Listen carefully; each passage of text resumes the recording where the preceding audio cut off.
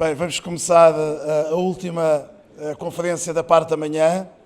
Now English, last conference of the morning, the most difficult conference because it's before lunch. We have now as lecturer Klaus Feldmann of Germany, AHF lecturer and trainer from Bundesliga many years ago, and during many years too. Klaus, thank you very much for being here. Thank you. Good luck. Okay. Hello, everybody. I don't think that this is the most difficult point of time. It's more difficult after the lunch, when everybody wants to sleep a little bit. But I'm very happy to be here, and I'm very thankful for the invitation. And I enjoy, and it's a big honor for me to speak in front of you. And I'm very happy with the presentations we had before from my Spanish and my French colleague, because some aspects will be similar or will be additional. So I hope that it will be interesting for you to see the combination. The topic I have to speak to is aspects of future handball. And to be honest, I don't have the glass bowl at home, so I cannot see the future of handball. This is not possible for me. I have some ideas, I have some things that I prefer, but I have, from the actual status of handball, some points I see a little bit critical.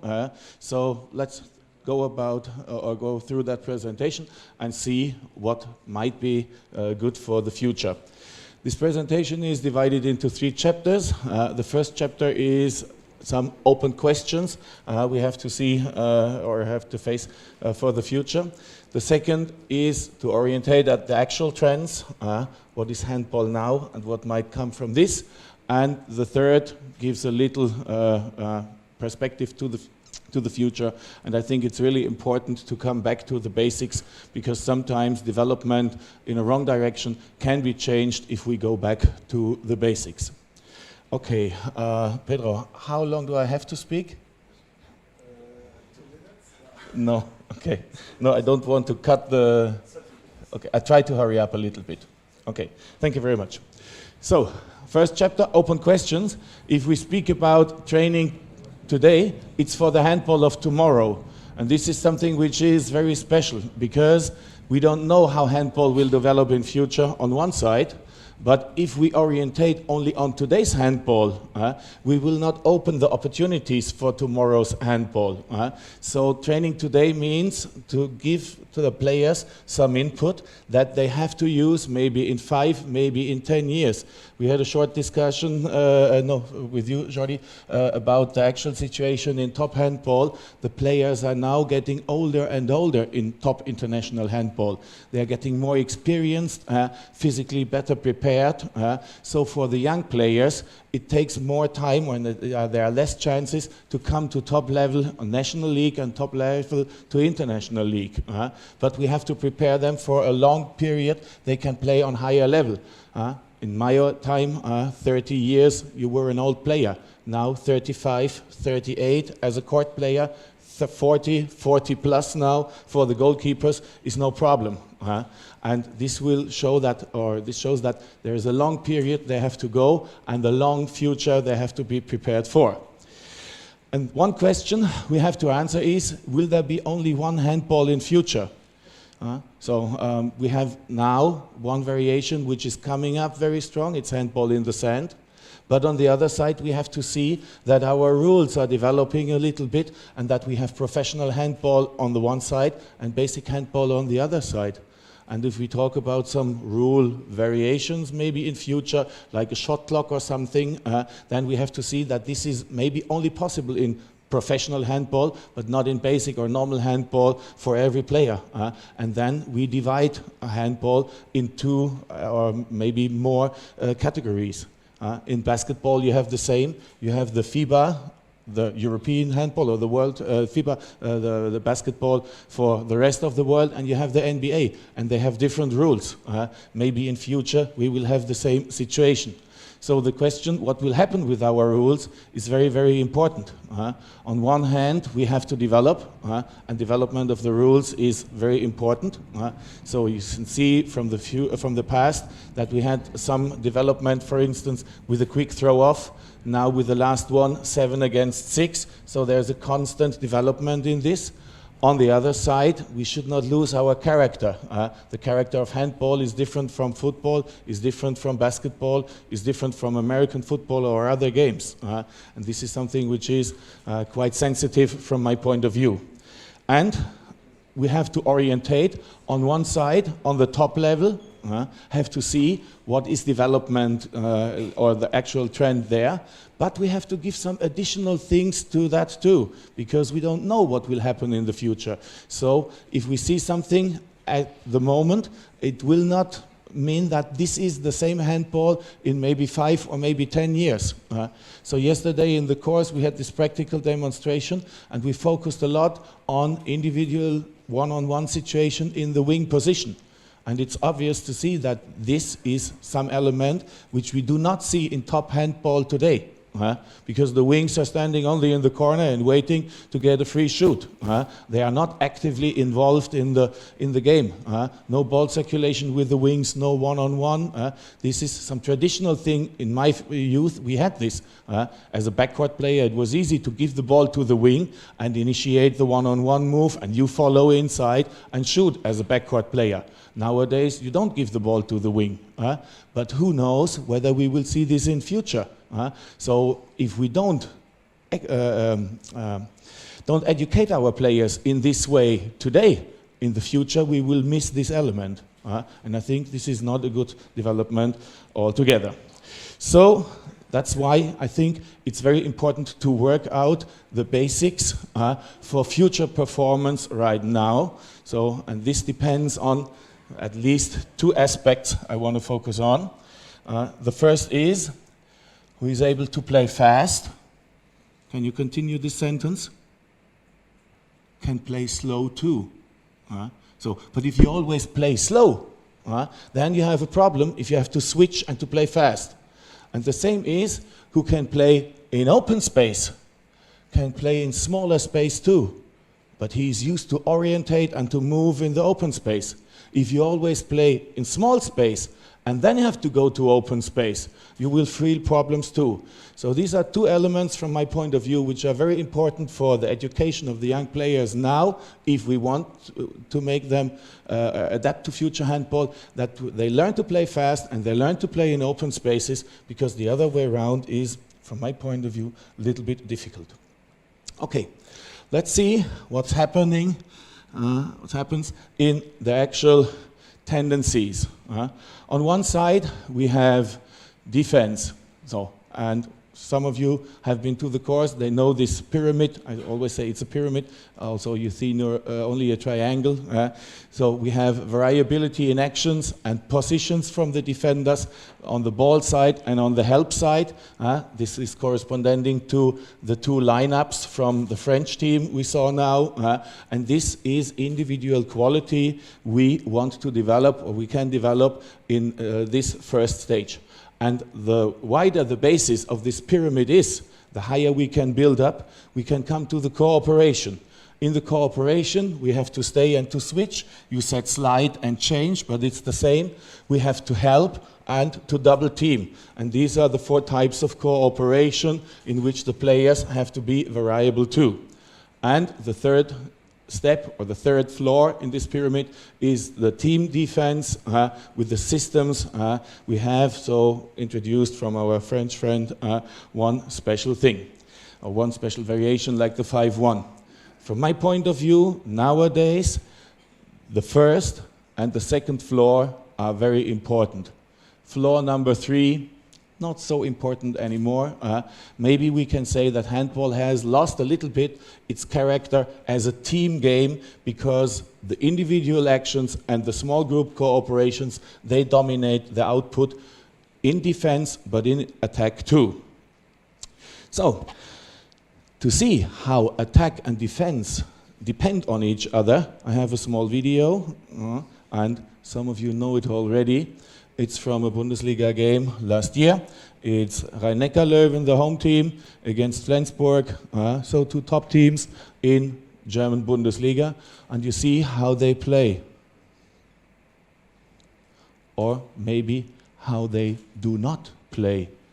Because for a long time, not very many things are happening. The defense is 6-0. No open elements in that way. So passing, rebuild the attack. Okay, some problems with the ball. Execute the throw. And then bounce pass, easy circulation. Give the wing a command to come in. Again, interruption from the referee side. Now the attack starts again to build up. Wing player going out again. Another bounce pass, easy pass. So please communicate, come in again. Another interruption because there's no speed in this game. There's no quick ball circulation. There's no quick movement of the players. And from my point of view, this is a negative example how our game is played. And especially in the leagues with a high load for the player, you can see that the players take a rest on the court.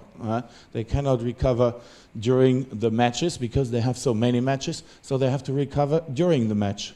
And you see how slow this is played.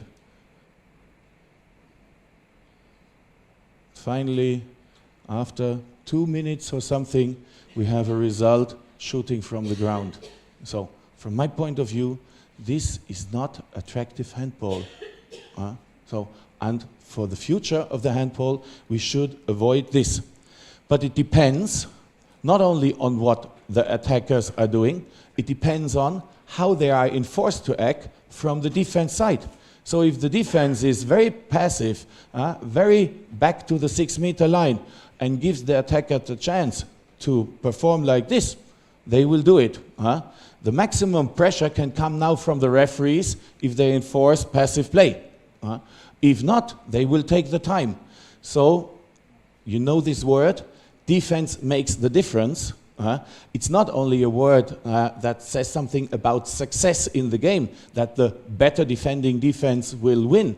No, it's about the structure of the game. Because if the defense would act in an open way, a completely different game would appear. And this is what we can see in the next scene I have here from the World Championship 2015. It's the Spanish team against France. Spanish team now 1 player plus in attack, and they do it in a very offensive and a very active way. And maybe you might see or might not see some tactical structure, but you can see high intensity of the movement, especially of this player here, who is fighting like crazy in different situations. Always very clever, trying to avoid the foul. This is what we have from the French defense. And at the end, intercepting a ball. And intercepting a ball in a way which is not, or was not to await by the time he started as a front defender outside here. So in the one-on-one situation here, he's far away from the goal. By the time the attack now gets a little bit more dynamic, he changes his position to the wing, then goes back because there's no danger, tries to play very clever in this one-on-one situation, not to make a foul. Again, some parallel argument, like we had it before. So, goes for the ball, not neutralize, but try to intercept the ball. Immediately turns around, and now when Karabatic moves, he's going to cut the ball because, like we heard before, he's not defending in front of the ball, but he's sinking back to cut the ball in that moment. So from that individual movements, you can see how active defense can be, and I think that this is some element we need in future. Same is for the cooperation. This is shown in this video. It's from the Women's World Championship 2015. We see Denmark against Hungary now in defense, the green team. And we see again basic principles we had before. And the players are moving very active. in that way. So if you go through this scene step by step, you will see that they start in a 6-0 positioning with half defender on one and on the other side, open to guide the players right back and left back to the center. Now there's a change of position from the Danish team. So left back is a little bit more inside, but from this position here we have now a long crossing with the right back player. And you will see the defense stepping out. And we have a one-on-one situation here and a one-on-one situation here. Normally in a zone defense we expect the players in defense to switch, but they don't do. They slide or they stay in this moment. Very good. So now if the ball is on the other side, we see the open line up here. So they must do something from Danish attack. Wing player is running in, which enforces a cooperation on this side. Player, center defender who was before with the pivot, and half defender who was out, now sinks back and we change. But you don't see anything from the basic 6-0 defense we had at the beginning. So this is why I said the team defense or the system we play is not important anymore. The individual and the cooperation skills are more important. So on the free side, we have this isolated one-on-one, so we must go up again. And at the end, it's a little bit a pity that this ball is coming back to now the left-handed player, former right back, which has an open space to the left hand. But defender is very clever with the sideward movement and with short contact with body only. She enforces a bad shot. And now, I'm sorry to say, for the referees, even the hand is up for the warning signal. Finally, the decision is free throw for Danish team. And this is a little bit of a pity from my point of view, because this defense was so good and so active, they should receive the ball. Okay, one more example from that famous game from Spain. It's, I think, the second attack after the halftime, and I love this very much because you can see how active defending is working now in the team. On the other side, you will see something very special. Just coming back to the French presentation. Now it's a fast break, and right wing, Balaguer, is scoring. Keep this in mind. It was the right wing to score. So once again, easy controlling, no foul or simple foul, not almost a foul, not a real neutralization. Referees can let it go. Block, and now very quick transition to the fast break. And in the next you can see that the player who was finalizing the fast break, it is Balaguer here.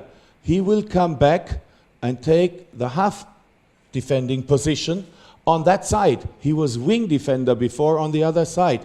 So all other players, they shift. They move one position to the right. So it's Caneas now, who was half defender. One is in the center defense position now. Moros is half defender. And it's Entre Rios in the wing. And now you can see how they defend again, very open, try to intercept the ball, and finally get it again. And it's a half defender from the wing position now intercepting the ball. And this is what you saw in our basic element of the pyramid, variability in actions and variability in positions. If players can do successful defending in different positions, I think this is very, very useful for the team and for the coach too. So that's why, from my point of view, again, defense in open space should be the basis. If we want to develop our game, we should try to use the variability we have in defense with different systems, with different ways of defending, much more. And I think that in the last years, this is my personal opinion, there was too much impact given to, or too much benefit given to the attack. We had the rule changes, 7 against 6, or the fast throw-off some years before, which was always in favor of the attacker side. But now I think we should change our mind, like the French did, not 70-30%, but at least 50-50%, maybe a little bit more defense, because we need it to change the character of this game in a nice way, from my point of view. Okay, so these demands on active defense are very easy to see. On one side, a higher level of activity for all players, not only the players on the ball side, but on the help side, the side without ball, the players must be much more active in that moment. Second is, we try to create at least one player plus on the ball side to reduce the space and make it difficult for the attackers to find an easy solution. Third is a type of gambling defense. So feinting in defense must be possible. Variety of movements must be possible so that the defense never knows what will happen the next. A good defense does things to the attack and is not waiting what is the attack doing to the defense. And two, from my point of view, very important things, try to bring the players in the attack to an unintended one-on-one situation. This was one element in our practical demonstration yesterday in the course. Maybe you remember when the ball was going to the wing and the half defender was stepping out and enforcing the player in attack to go back and to position at the sideline to receive the ball. This is unintended one-on-one situation for him, individually. And in the team, you can call this push the attack into free play. Because this is something which should not be as successful compared to their standard play, what they were doing in training 10,000 times. If we let them do what they did in the training all the time, they for sure will be successful with that. But if we push them into free play, defense can push them into free play, then the level of quality will go down. Okay, come to the other side. It's the attack, and we have the same picture. We have the same pyramid here. Individual variability in actions and positions, with and without ball actions now. And I think especially actions without ball are very important, because if only the player with the ball is moving, it's a boring game. So the more players without ball are moving, the more intensity we have in our game. And at the moment you see 2 players in the wing position, only standing and waiting. 1 player is moving constantly, which is the pivot, but the 3 players in the back, they are not moving enough from my side. They are just, before the ball is coming, starting their activities. I think they can do much more and much better. And the higher the level of actions without ball is, the higher the intensity in the game. And this is similar to football or basketball or other games. On the cooperation level, we have the 4 different ways of cooperating in groups of 2 players. Push, parallel or cross, give and go, and screen. These are the 4 typical elements we have in this area or in this level. And the third, again, the team tactics, the conceptions, change of attack system, and so on. But from my point of view, again, this level is not so important. The more important is the first and the second floor here, because again, quality is given here. Okay, very short, come to this one. It's a short video from different shots you see from the last World Championship, Germany and Denmark, and you can see how fast players nowadays are executing their shots. They almost don't need steps, not 2, not 1. Sometimes it's just receiving the ball, have this parallel position, and shooting very, very quick. And from this, it's almost dangerous to give them a position close to the 9-meter line, because immediately, very quick, before the defense can close the window, they will shoot and do it in a very successful way. So you see, no matter whether from Denmark, from Spain, from France, always you will find those players who are really, really effective in these very quick shots. And according to the rule development with the warning signal for passive play, this is something which is really needed, because after 5 passes or 4 passes, just the execution of a free throw, a very quick action must come to finalize the attack. So, and this is something which you can see here. Even if you have very tall players in defense, quick shooting around the hip or before the defense can come to a block can be very successful. So we will have one more from Korea in that time or in that video, and you can see it once again. So receive the ball and very quick shooting. So on one side the players need the technical skills, but on the other side they must be able to work out these technical skills under time pressure. So the quicker you can shoot, the better it is. And I have the same video, but I cut it out of this presentation because of the time, from Ladies World Championship or Women World Championship Women European, sorry, some months ago in France. You see the same, ladies or women can shoot in the same way. It's no problem. They do it with 1 step, sometimes with 0 steps before, and they really execute shots from the ground very, very fast. Another one here against the very tall defender. Very nice to see. Okay, let's skip this and go to the next one.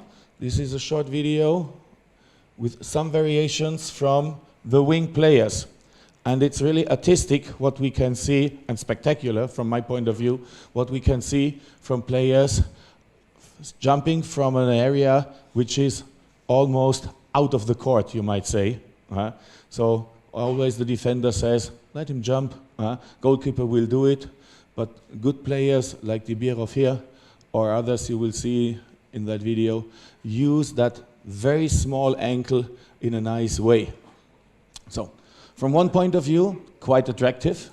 From the other point of view, under tactical aspects, this is not a bad thing, because this will draw the defense to the wing positions and give more space in the center. If we have wing players which cannot execute shoots from that far out position, it will be a problem, because then the defense will compress more and more in the center and reduce the space.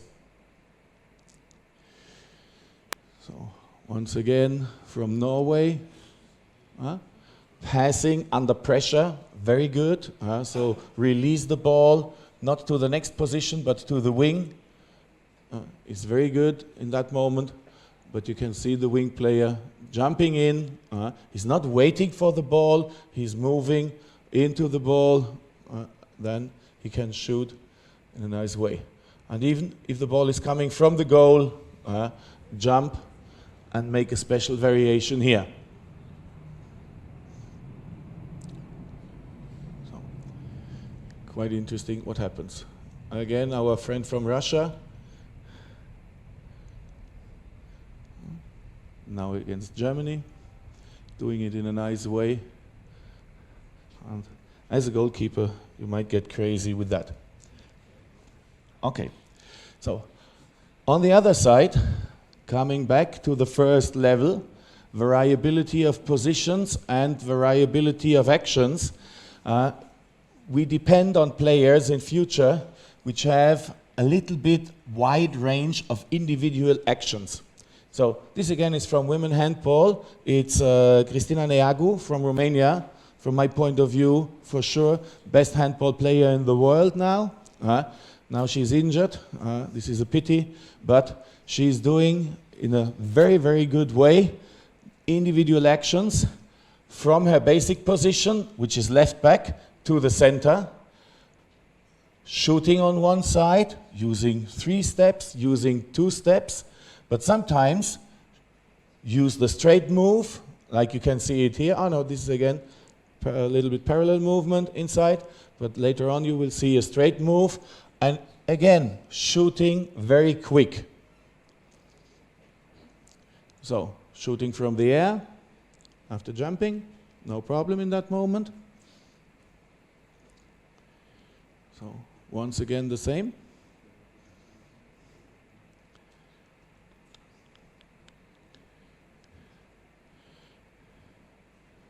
But for the next, see it from stand position, receive the ball, one step, tuck up, not jumping to the highest point, but in the face of coming up, immediately shooting.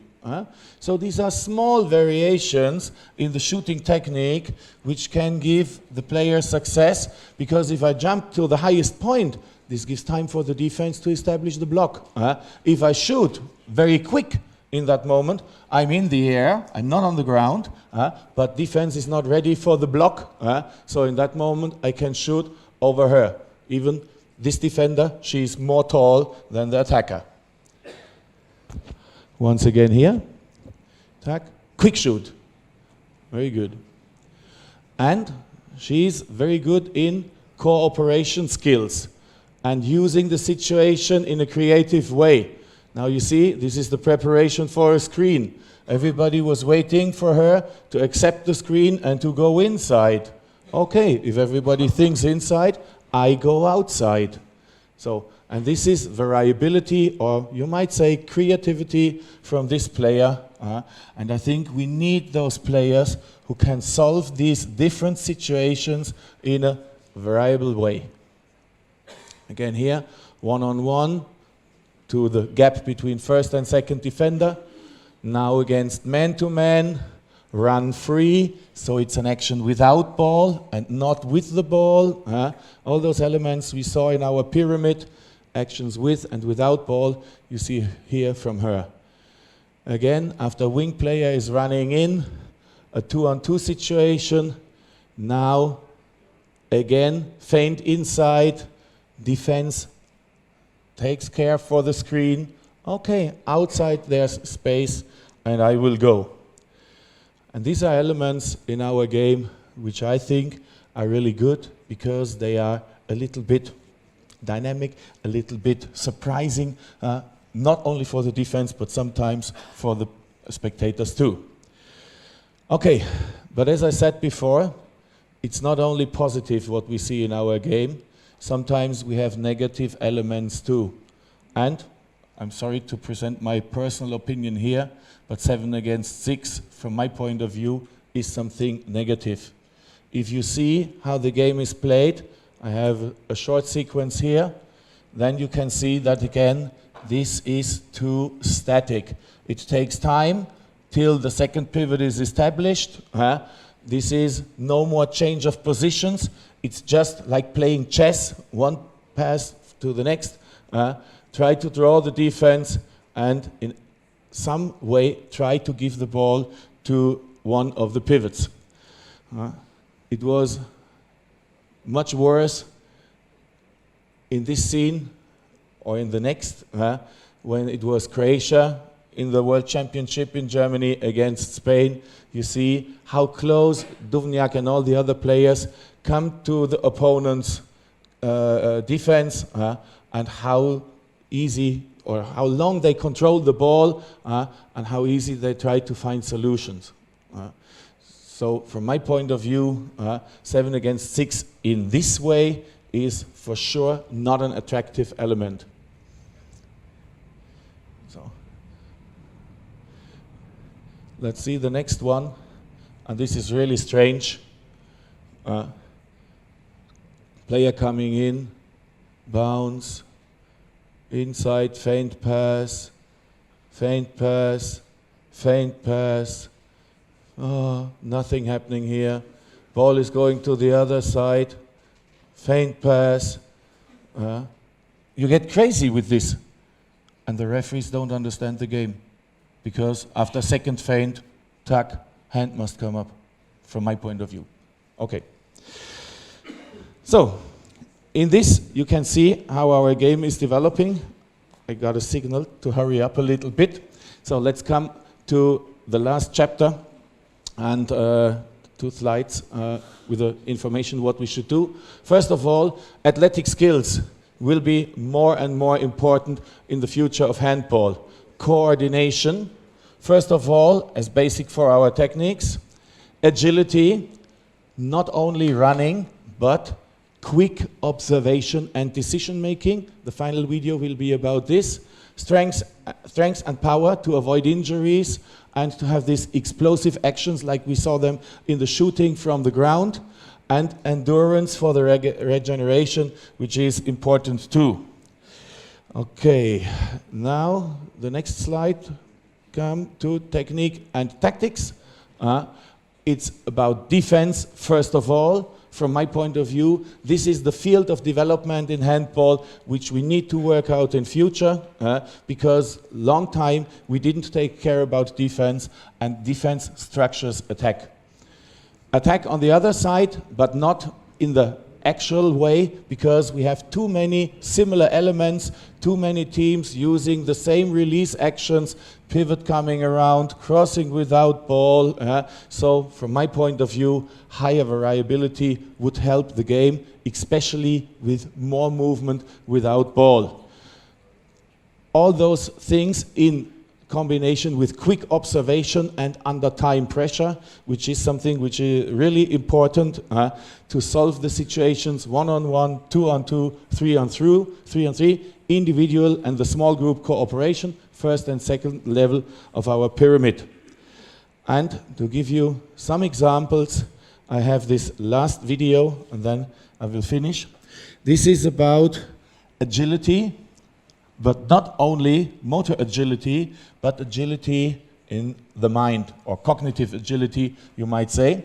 So I tried to find some scenes in which players act or react very, very fast, and from this very quick reaction, they had an advantage in the game. So you can see here Spain against Romania, and you see this player, after she was shooting, she got a contact falling down. But by the time she was standing up, she was orientating to opponent's goal, not orientating to my own goal, and observe the ball from the goalkeeper, and then come up, jump, receive or catch that ball and shoot. And so many players we know, they turn around, run to their own goal, they don't observe, and from not observing, they cannot catch the ball. Okay, and she's always smiling, so she's very happy with that. So in the next you can see the two teams, but just the other way around. Now Romania in attack. And after this bad pass, the situation changed completely, because defense was open on the help side. So on one side, if the ball is going now, this player, she's not observing. Now she starts observing. This one, right wing, sees the free space and runs in. And the other one, who was taking the ball, sees the new situation now and gives the pass. So it depends on quick observation and quick decision making from both players. See the open space on one side and run in. And on the other side, after taking the ball, no observation, now she starts looking and then immediately play the pass. And this is something which is not happening here. It's happening here and here. And our players must be quick in this way. In the retreat phase, the same. Don't go back and run to your position. Be aware for the passes and try to intercept them. So, and now you can see her here, orientated to the ball and catch it. Okay, you might argue that this is also a mistake of attack, but this is the way it is. If attack is making a mistake, defense can take a benefit and vice versa. So, once more.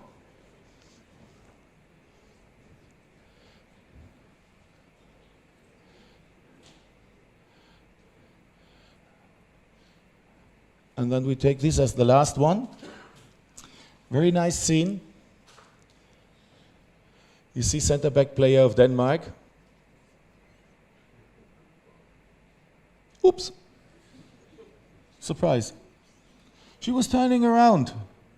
But she then realized that defense was not organized and not attentive. Niago was talking. Okay, turn around, give an easy pass. So, tack, sleep. Everybody's waiting now for the change. No, we make an easy goal. And this is counting on the scoreboard. Okay, so I have something more here, but I'm enforced to stop at that moment. I hope you could enjoy it. I hope that you could see the parallels to the first and the second theory class we had in the day, and I hope that you could take some benefit for you. Thank you very much for your attention.